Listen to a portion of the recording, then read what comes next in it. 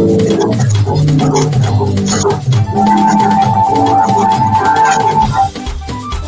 hello again, everybody. Welcome to another ladies' room on this Monday, November 23rd, as we kick off another one. I think we got one more Monday to go, so I can't say final one just yet. But we are definitely on our way there, getting ready to wrap up November. All the Scorpios are out of the way, and the Sagittarians. Listen, I swear every day I knew somebody under that under that sign on the Scorpio. I know way too many Scorpios. Practically every week since we got into that sign, I knew somebody celebrating. Don't know what y'all parents were doing, but yeah, y'all were busy, right? Around Valentine. 9 months later. Anyways, it's good to be back with you as we take you through on this beautiful morning. And today we got another interesting scenario to look at. This morning we want to look at well, let me say morning to those coming in first. Donna, good morning. Donna, Joseph, good morning. Christelle, Chrissy, Marion, DJ Ice, good morning. Donna Springle, good morning. Godfrey, good morning, everybody. Happy Monday. So, we want to look at toxic traits this morning. Rita, good morning. Good morning, Rita Williams. We want to look at toxic traits this morning. Toxic behaviors we think are normal but aren't. And it could be in relationship, it could be in friendship, it could be in whatever ship. But toxic behaviors we think are normal and acceptable, but it's not. And no, and I want to zeroing a bit on the relationship part of it. But before I do, let me make sure the Fresh Prince good over there. You good over there? I good. Everything normal? Everything Irie. You had a good weekend? It was good. As you said, I actually said that to myself yesterday. It actually wasn't hot. It was just cool. Like And you could windy. have drive with the glass down during the day and just take in the breeze and stuff. It was good. Yeah, this weekend was nice weather-wise, man. Saturday, the rain. I was like, ooh, this is just what the doctor ordered. Definitely. Good day just to stay in bed and, enjoy the beautiful weather. So, like I said, we're talking about toxic, right? And I'd love for you guys to chime in and add some if we don't mention it, because I'm just going off on things that I kind of recognize. But you can also call, or you can WhatsApp to or send a voice note or whatever to add yours. All right. So no matter what people may have told you, some of the things we are accepting in our relationships now or have accepted in the past aren't par for the course. We've been led to believe for so long that some behaviors are what all men do or what women do, and what you have to accept if you want a relationship. That when we're actually faced with normal, we recoil. Yeah?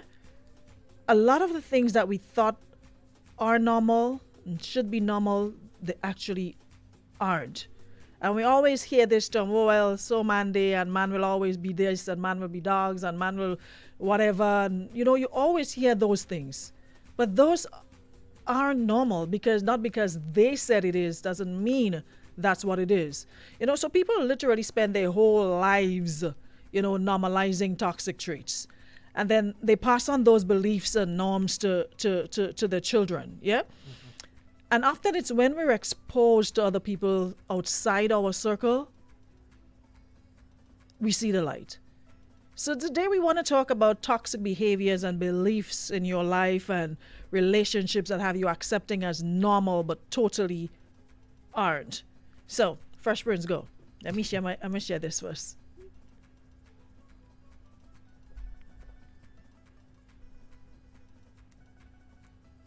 You're supposed to go. Oh, I thought you were sharing something. No, I said okay. Fresh Prince, go. Okay. So, now you're sleeping on me this morning. It's Monday. Don't sleep on me today. You're going to get left. So, I totally agree with you. Sometimes, there are, like we go into a relationship and stuff like that, and there are certain things that we just so accustomed to that when we actually get into that new relationship, is like, it takes us like a culture shock. It's like, what is even happening here? All right. And some of these things, I could list just a couple of them. I mean, for example, with men are seen as the aggressors, the one who don't show emotions, the one who, is like, we not necessarily flighty, but we are the ones who will do the raising of the voice and the kind of I'm the man kind of thing, But actually, sometimes it's not necessarily right in all of the forms that we normalize, right? So, for example, your wife, girlfriend, or so is, y'all having a conversation or whatever, and you start raising your voice and calling names, and bad words have actually creeped in nowadays, right? So we find in, like, when you're quarreling or arguing, and so you tend to use all these F sharps and the A double L, all these kind of things. But these things are normalized, but they're not right. How could you tell a person, "Oh, I love you, you're my world, you're my this, you're my that," and then turn around and F sharp down the place? You understand how it's contradictory. There's something wrong with the LOVE there, right? So we have normalized these things, and it has become a part of relationship now. And if you speak about it and you say, "Listen, I not accepting this," it's like, well, why are you really telling me? You understand? This is how I am. This is how my past relationships were. This has become a part of me. This is how I does roll. This is how I does move. This is how I does flex. So when they get that different person, it's like a shock to them. They don't even know where to start. But we definitely have to get back that sense of, and I just generalize it as respect. All right, let's leave out we love normalize and disrespect. Yeah. Disrespect seems to be normal these days, it's and demanding respect seems to be, well, Yeah. when with you, I could tell you whatever I want. exactly. And if we're looking at relationships as well, a lot of the times you find, especially I can speak on behalf of women, and I've done it. You're in a relationship and you prioritize love above all else. I'll be the first to raise my hand. You prioritize the love, and somebody might ask, well, what do you mean by that? A lot of us make the mistake, and I'm hoping that after today, others wouldn't do it, thinking that love is all you need and love conquers all, and that love will sustain a relationship. This belief will have you putting up with all manner of ills and disrespect in the name of love. All kinds of disrespect in the name of love. In fact, love is often the first emotion to fade. And to me, the fundamentals of a good relationship are actual qualities like respect, trust, and affection, which should be prioritized over love. Too many, and I'm speaking for the women today. I ain't gonna talk about, that's what y'all have all your fresh prince over there to do. He's gonna speak for y'all men. I'm speaking for the women. Too many times you see women doing that, and I've done it. You alienate people, and that person consumes, you don't do anything, it's just them and that, and and after, for whatever reason, relationship may not work out, then you find yourself crashing because you didn't get involved in other things. You prioritize this person, and everything you did surrounded them. And another thing that you realize too is, people these days, you're seeing people talking about, you see two couples, they put up nice pictures, they're looking good, they probably have businesses together, and you see people talking about relationship goals, not even understanding the dynamics. You just see pictures. You don't know what happens behind closed doors. Because I've been privy to people who post every day they love behind closed doors. I mean, it's like World War X. The fighting, the disrespect. So people nowadays are normalizing, okay, a man and a woman is on social media, they're dressing up, you see them going places, they have this social life and what have you, and you're quick to throw relationship goals under it, not understanding, not even knowing what's going on behind the scenes.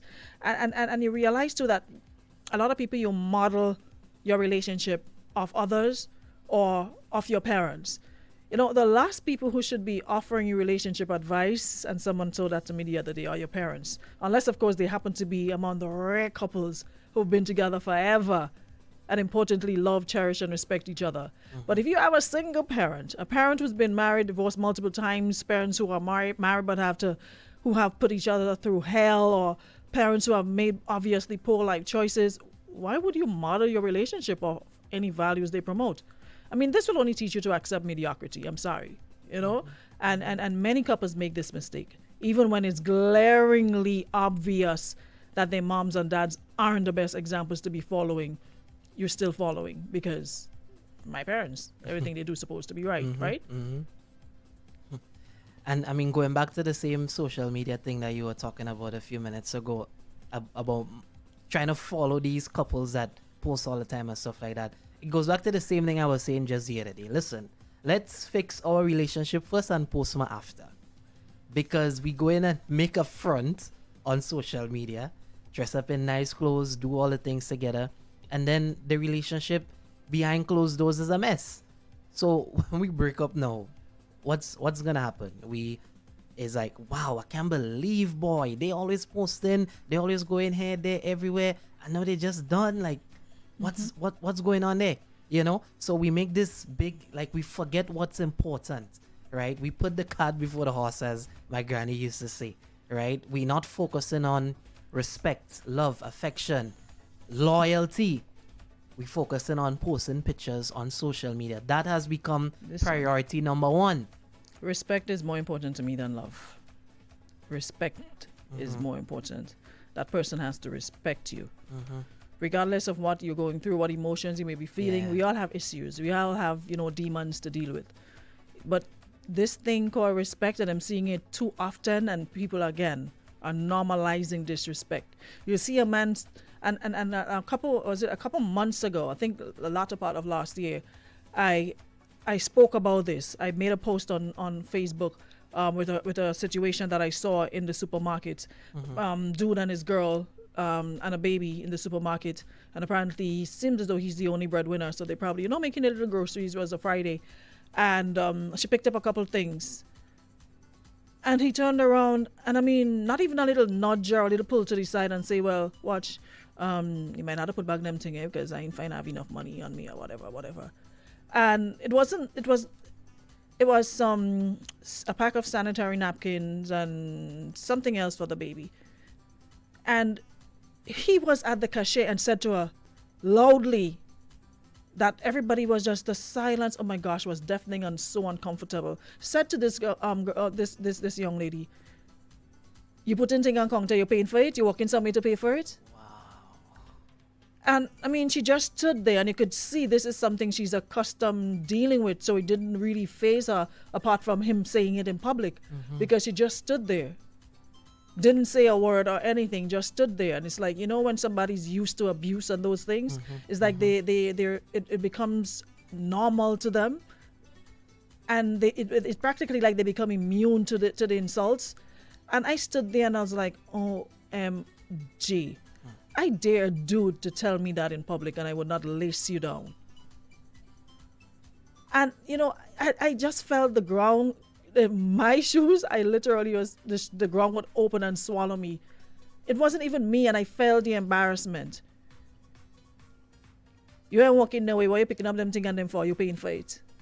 That is your woman. Of course she isn't working anywhere. So before you go to the supermarket, ask her for her list of things that she needs, and then you'll take out what you could afford today or not, and then you go your merry way. So embarrassing your partner in public, people normalize that. Cussing out people and you thinking that is okay. That is not okay and will never be okay. That is why I say respect is more important than love. Yeah. But how can you even say you love so much without that respect element? You understand? Clearly, we have a different definition of love these days. It can't be love without that respect element. Even like hitting has become a normal these days. Like you're arguing with your partner or so on, and the first thing you do is to raise your hand to give them the hottest one. All right, and I mean, most times, of course, as I said, the men are seen as the aggressors and the one to do these things. But you can't turn around in the next breath and tell the person, I love you and you are my world. And I mean, who's buying that? Really and truly, who is buying that? Someone here says, yep, and we need to tell our young ladies that don't wrap your life up in a man, a relationship, and alienate other things and others. Yeah, that's an important part as well, especially young love. You know, because you're in love, as they say, IT just busts, and you think you're the world of love, and you accept the disrespect, you accept the abuse, the verbal, the physical, because you're in love. And the man will say to you, well, that's my way of showing you I love you if I don't discipline you. Yeah, my father, you talking about disciplining, you need to catch yourself several times. Discipline who?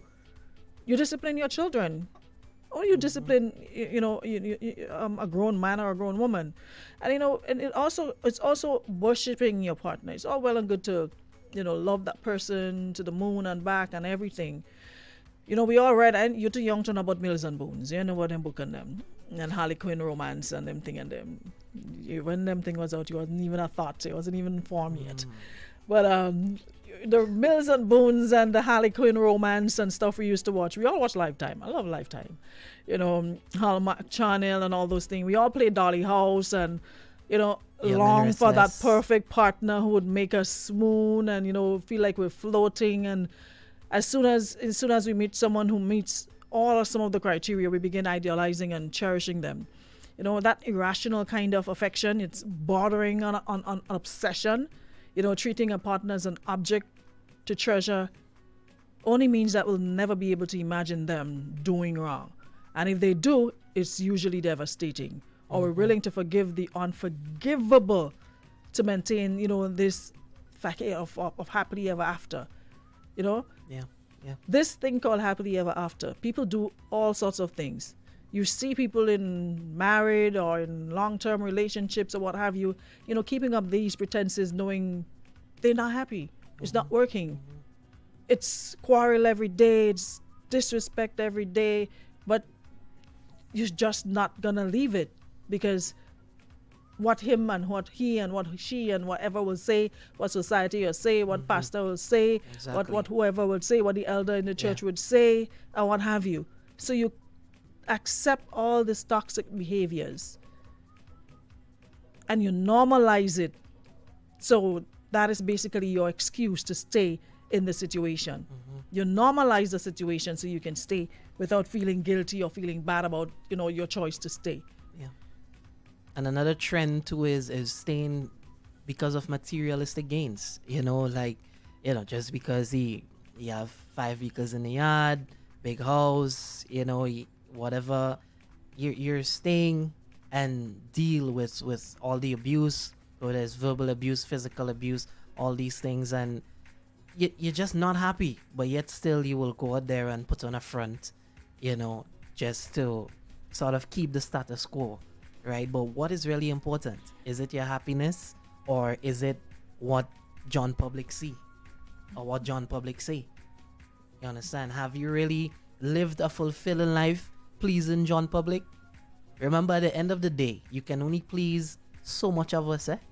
You ain't supposed to be pleasing nobody. You're supposed to be pleasing yourself in the first place. Yeah. If anybody else happened to get pleased after you're pleased, then fine. Remember that song you were playing a while ago? Yamabella?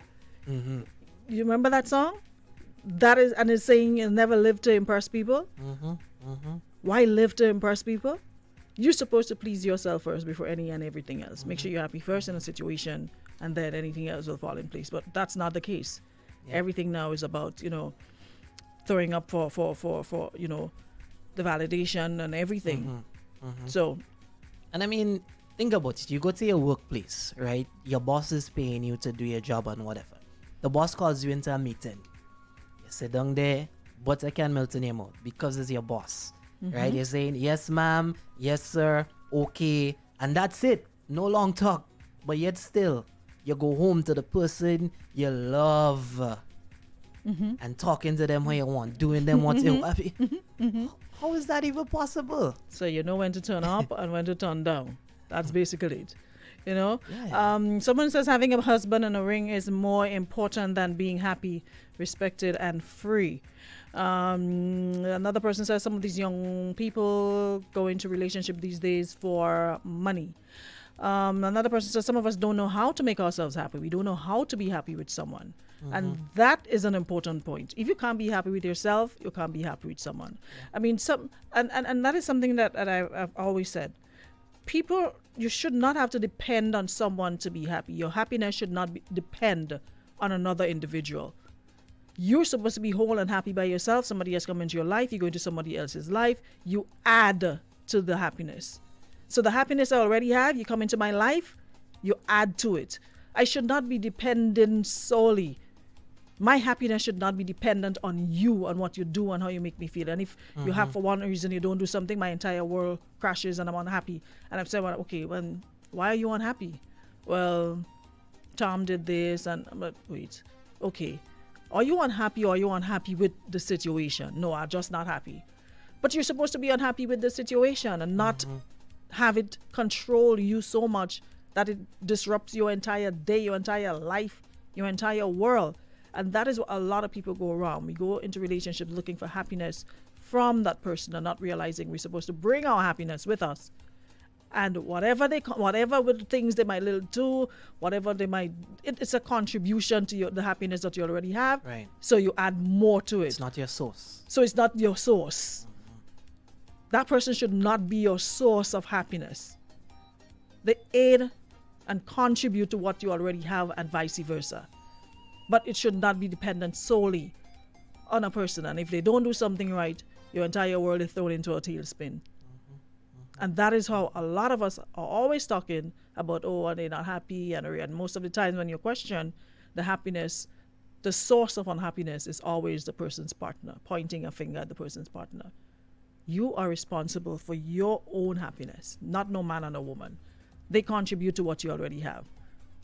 So the minute time we get to that point, then you wouldn't feel like dying when somebody decides, you know what, I no longer want to be with you. You'll feel down. Don't get me wrong. You're gonna be out of it for a bit. You'll be sad because it's emotions that you're dealing with. But it shouldn't be a point where I don't want to live again. Oh, my happiness gone. My happiness. No, So it's not an easy thing to learn, Sheena. You're so right. Yeah. It's not an easy thing to learn how to make yourself happy first. But if you want to, it can be done. Yeah. As Nisi says, we can be happy together, but I must be a happy person. Period. Yeah. But some people genuinely suffer from not accustomed to being alone. That is a disease that a lot of people are facing. So you would stay and take whatever just because you want to be alone? Yeah. Okay. Yeah. Then gallop. Gallop, whatever makes you happy then. If you fear being by yourself so much that you're gonna take abuse and disrespect all because you don't want to be alone, or somebody say, oh, she changed man again. Listen, self first. A lot of people stay because, again, out of fear of what John Public will say. Oh, she's the next man again, or he's the next woman again. So they prefer to stay, again, pleasing people, and they're unhappy in the process.